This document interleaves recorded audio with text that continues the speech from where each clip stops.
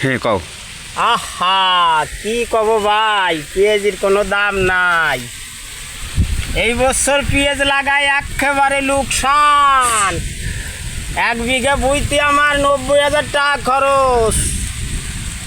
শশার খরচ, কিষানের খরচ, পানি খরচ, সার খরচ, তারপরে হলো যেই এনে উঠানো খরচ। কিষানাটা হলো 1,000, পেঁয়াজ 700। প্রধানমন্ত্রী আপনি, তারেক দিয়া আপনারে ভালোবাসি, আপনার মারেও ভালোবাসি, আপনার বাপ তো ছিল সৈনিক। যাই হোক, পেঁয়াজি দাম যদি না থাকে তাহলে কিন্তু চলে যাব সেই ঢাকা 17 আসনে। ওই আপনার বাড়ির সামনে যে পেঁয়াজ নিয়ে বসে থাকবো আর কব পেঁয়াজি দাম দিবা, তাই আমরা ফরিদপুর যাব। ফরিদপুরবাসী কিন্তু শেষ হয়ে গেল পেঁয়াজের জন্য। আপনি মাথায় রাখেন, ভারত থেকে পেঁয়াজ আইনেন না, খবরদার। আমার দেশে পেঁয়াজ কিন্তু অপরিমাণ হয়েছে। 1 বিঘা বইতি যে পরিমাণ টাকা খরচ হয়েছে সে পরিমাণ পেঁয়াজ আসে নাই।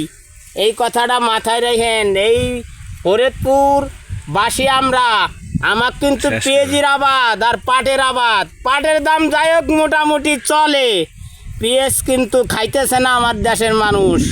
যাই হোক, এইটা মাথায় রাখেন।